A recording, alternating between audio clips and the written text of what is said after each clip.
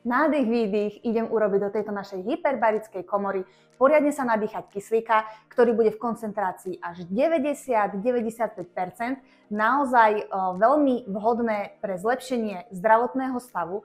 Už sa na to teším a idem vám teraz ukázať, ako to vyzerá v tejto našej komore.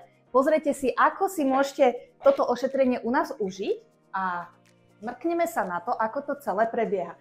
Takže najskôr sa idem dostať donútra. Mám tu aj pani asistentku, ďakujem. A teraz takto sa tu idem. Ty kokšo, vojdem tam. Dobre, ideme na to. A poďme si dať liečbu kyslíkom. Jaj, ty kokšo. Dobre, priateľe. Čo? Áno, zostávam. Takže teraz ma Sima pozatvára. Dobre, počkaj, ten spodný.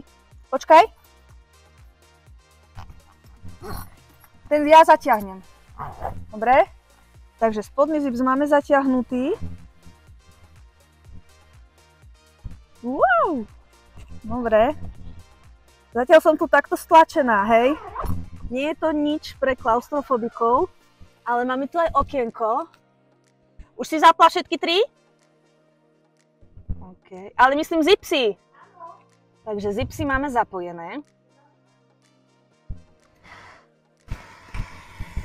OK, takže už počujem, že hučia aj stroje. Dívajte, tu je takéto okienečko. Dobre, stroje máme zapnuté, takže koncentrovaný kyslík. A ideme na to. Neskôr sa nám komora naplní kyslíkom. Tento spodok sa zdvihne hore, bude pekne okrúhla. Dostaneme sa potom do podtlaku 3 metre pod hladinou mora. To je akurát takých pár minút, kedy regulujeme ten tlak postupne, aby nám nezaľahovalo v ušiach, aby sme si zvykli a následne už bude prebiehať kyslíková terapia. Ja sa na to veľmi teším a práve sledujem, že už sa začína komora hýbať. Neviem, či to vidíte aj vy, ale takto nadívajte. Takto som tu. Je to fakt doslova do písmena, teraz som v takej svojej bubline. OK.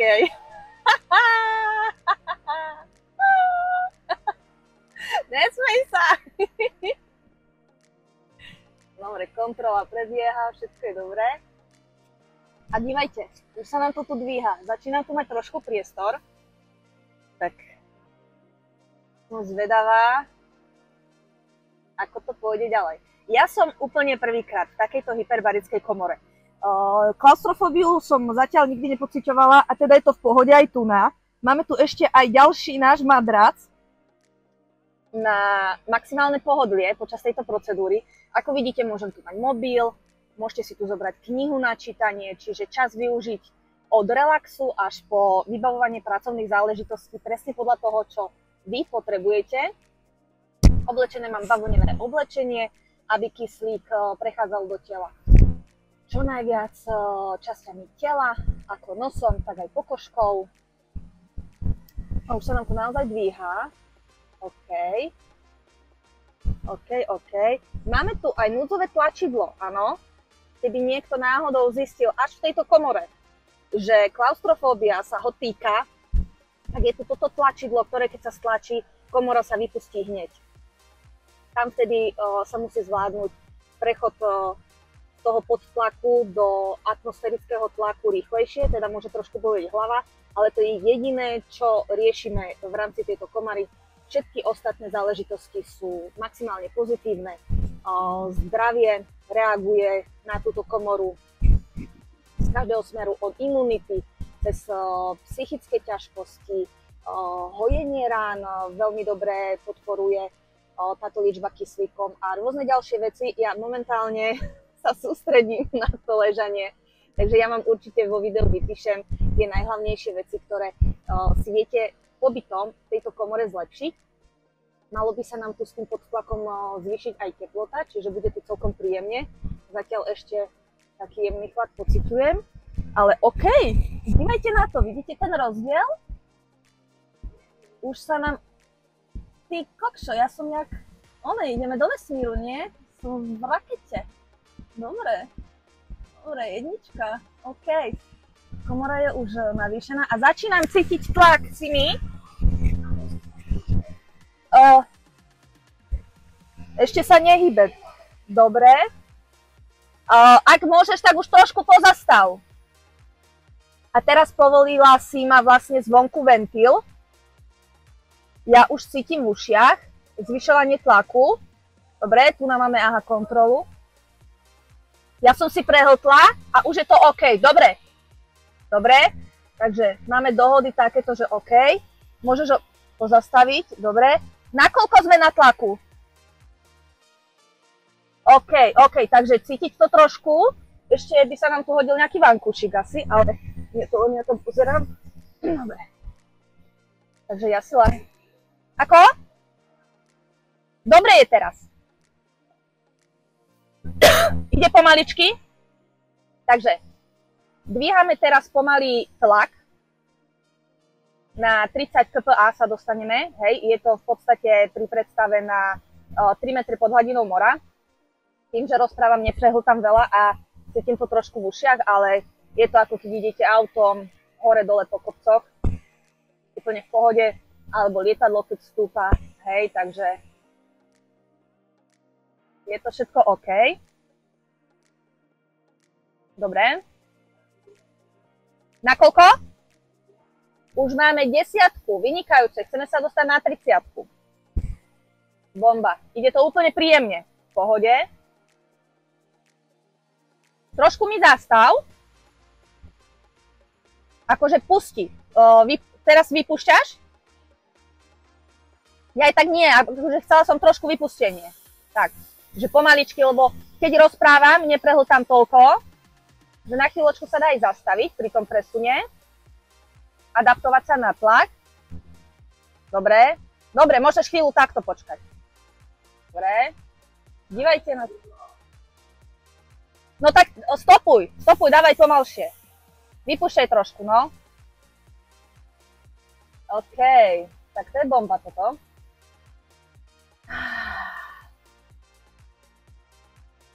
Inakšie, regulácia tohto tlaku, ktorý my teraz navyšujeme, aby intenzita a roznos, dobre, musím si prehltnúť, kyslíka prebiehal pod tým tlakom ešte intenzívnejšie, ako keby sme len dýchali cez masku. Takýto vysoko koncentrovaný kyslík. Dobre, zase som si prehltla. Tak chcela som povedať vlastne, že ten ventil je aj z vnútornej strany, hej. Ja si viem toto ošetrenie urobiť aj sama, čiže človek si ho vie regulovať. OK. Aj absolútne sám, teda keď tu budete v tej komore a pocítite trošku tlak, tak si viete povoliť ventilček aj sami. Je to úplne jednoduché, takže Segra tam má vážnu tvár. Ideme ku 20-ke? 20-ka, OK.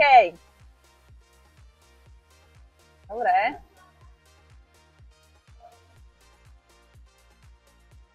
Jasné, je to bomba. Hej, počuješ ma?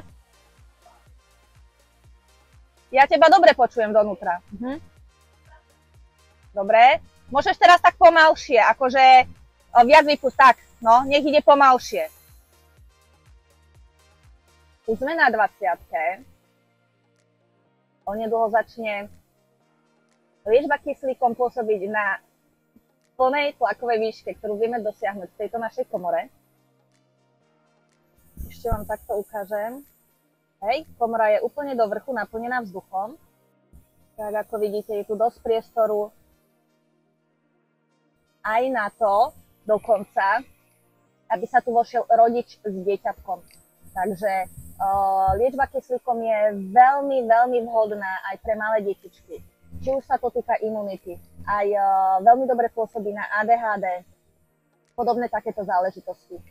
Aby sa detičky nebáli, je tu možnosť v tejto väčšej komore absolvovať toto oxy ošetrenie spolu s dieťatkom. Áno, rodič a dieťatko sa tu zmestia. Ja budem taktiež chodiť so svojimi synmi do komory. Koľko? Už sme pri 30-ke skoro? Výborne. cítim trošičku na ušiach, keď prehltávam sa to všetko vyrovnáva.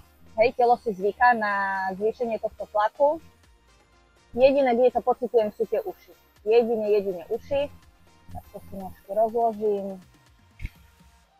Hej, a viete tu, že s dieťatkom naozaj trošku si tu oddychnúť, porozprávať sa, popri tom zlepšiť svoj zdravotný stav.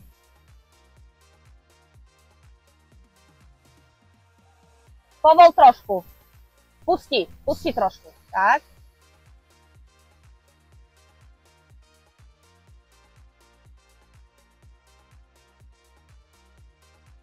Koľko je?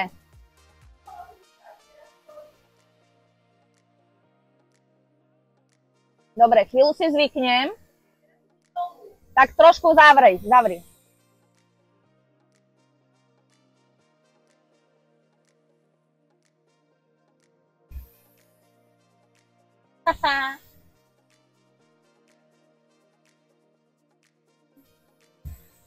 Takže takto pekne komunikujeme a regulujeme zvyšovanie tlaku takou rýchlosťou, aby to bolo pre telo akceptovateľné, priateľné, je to úplne v pohode, sme takmer hore na tom tlaku, ktorý potrebujeme a potom už len čisto využívame čas a vysoko koncentrovaný kyslík na to, aby nám prúdil telom, aby sa roznášal v tej vysoko koncentrovanej forme a zlepšoval všetky procesy v tele, na ktoré tento kyslík potrebujeme. Je to základ, dýchame ho v rámci nášho atmosférického tlaku zhruba v 25% koncentrácie.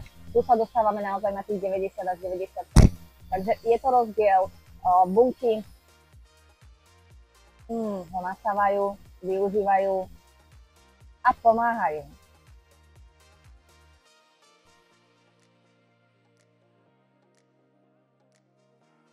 Ako? Bylininka, sme tam?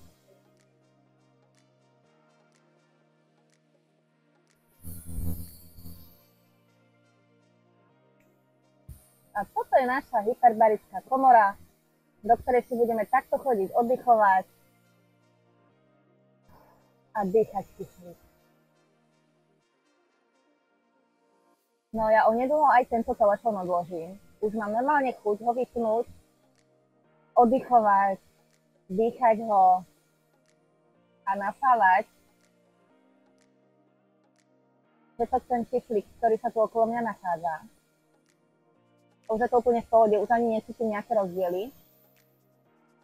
Takže tlak je úplne fajn, to je základ. Hej, nejaká ruka tam je.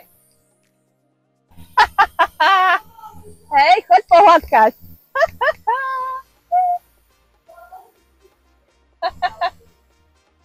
A ide, vyfúka.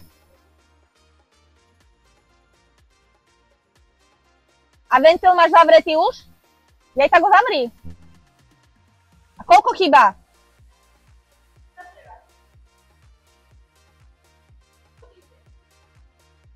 Čo?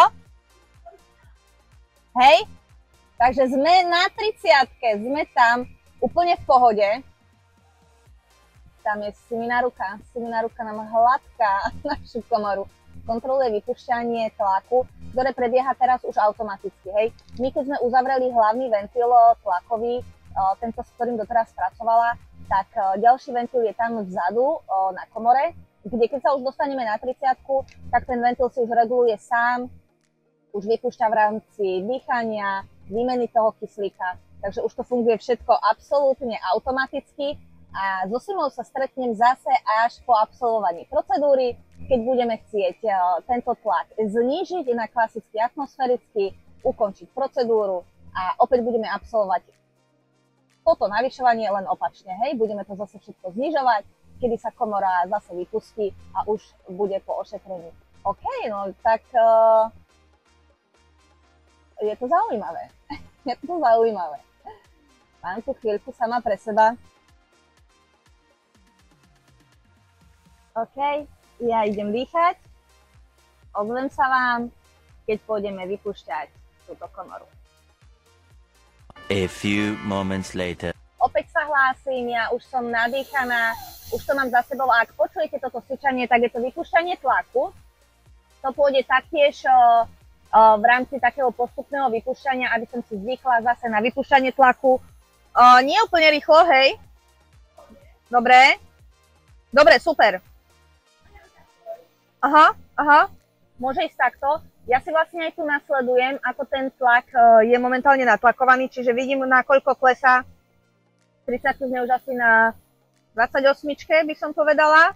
Pomaličky ten tlak klesá, čiže ja si tu sledujem znútra tiež. Máme orientačný, tento oný, čo nám to ukazuje. Zastav! Tak, ja si zvyknem teraz.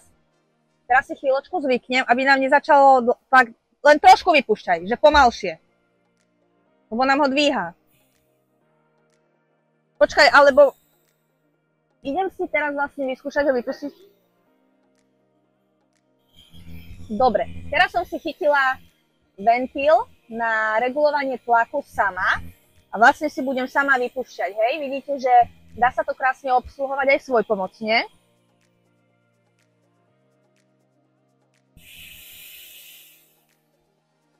Sme sa vlastne vrátili ku 30 a chceme teraz vypúšťať, hej.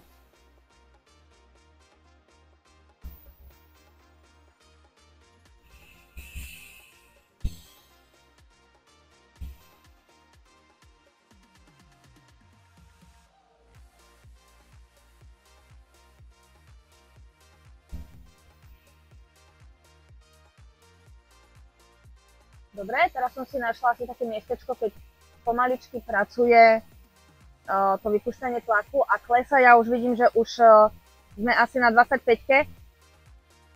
V podstate cítim aj určité ochladenie, čiže naozaj bolo tu teplejšie počas procedúry. Teraz sa mi to už ochladzuje a blížime sa pomaly ku 20-ke v rámci tlaku, hej, čiže klesáme celkom rýchlo, dá sa to v pohode zvládnuť.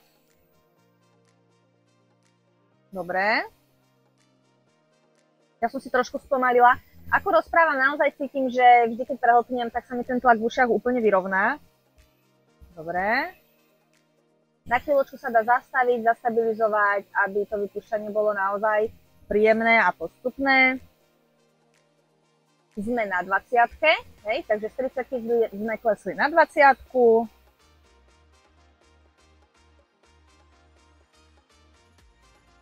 Kde je open? Tu je open, čiže ja si púšťam. Opäť vypúšťanie je trošku rýchlejšie.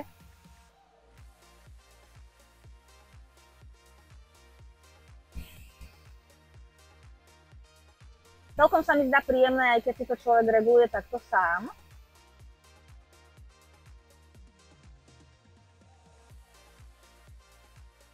Pokiaľ chcem ísť trošku rýchlejšie, tak je to ideálne. Dobre, zase som si prehltla. Všetko OK.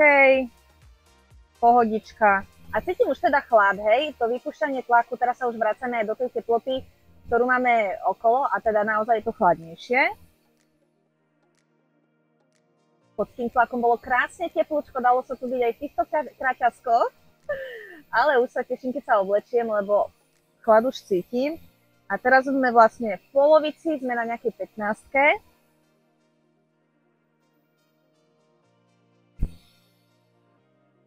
Pekne to klesá pomaličky, samé postupne. Ja už s ventilom ani nehybem. Už len sledujem, ako klesá kontrolka na hodinkách a čakám, kedy to bude na nule, aby sme mohli otvoriť komoru a vymeniť sa a zase sa pôjde nadýchať. Synka. Zrovna teraz sa mi zaplnilo úložisko, takže čo to som vymazala a vraciam sa už tesne pred vypustením celého tlaku, už sme skoro pri nule, tak dúfam, že ešte uvidíme, ako sa to všetko ukončí, hej, že ma pustí tá pamäť telefónu, mám tam toho veľa, ale ošetrenie hodnotím ako vynikajúce, zvládnuť sa dá výborne aj presun tlaku na tú 30-ku, ako keby 3 metre pod hladinou mora, vypúšťanie je taktiež v pohode, je tu teplúčko počas ošetrenia, kľudne aj v krátkom oblečení sa dá vydržať, za mňa 1 s hviezdičkou. Podáme ďalšie informácie potom, ako si urobíme sériu ošetrení, lebo naozaj je vhodné túto procedúru absolvovať pravidelne. keď v rámci len nejakého posilňovania imunity, tak stačí podstupovať túto procedúru aj jedenkrát za týždeň, ale ak máte záujem riešiť nejaké zdravotné potiaže a naozaj si podporiť ten organizmus, dá sa prísť do tejto komory aj každý deň. Hej, intenzita je už na každom podľa uváženia, podľa potreby. Túto hyperbarickú kyslíkovú komoru my tu máme k dispozícii, veľmi radi vás sem pozapíname a pustíme kyslík aj pre vás. Ja už som v podstate asi úplne na nule, mám ventil otvorený.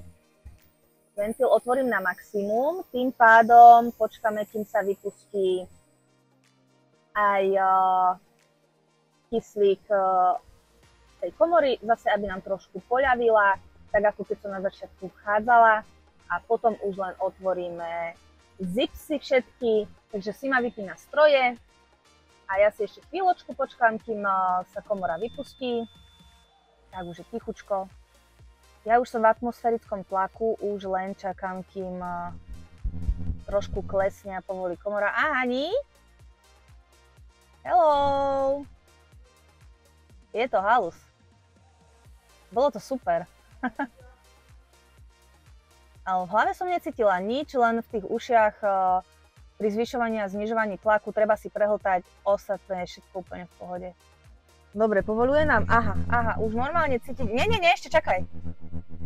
Takže takto. Už nám povoluje a už môžeš aj otvoriť. Dobre, takže Simka ma ide otvoriť. Máme tu zipsy, ktoré držia komoru poriadne uzavretú. Hej, kyslík nejde nikam počas ošetrenia. No a máme tu posledný zipsík. Ešte nie je pri ňom. A pozrite, ja idem vonku do sveta, takáto vykyslíkovaná, vyzdravovaná. Takto, malý pôrod. Pri vychádzaní sa nemusíte báť, že to bude nejaké nepríjemné. Je tu naozaj pevne upevnené kovové madlo, čiže dívajte, ja som úplne vo vnútri a jednou rukou sa pohodlne zdvihnem hore. Máme ešte drevený schodík. Šup dole. A kyslíková terapia je za mnou. Komora je perfektná, pozývam vás vyskúšať ju u nás a posúdiť jej benefity sami. Tešíme sa na vás. Ahojte. Čaute.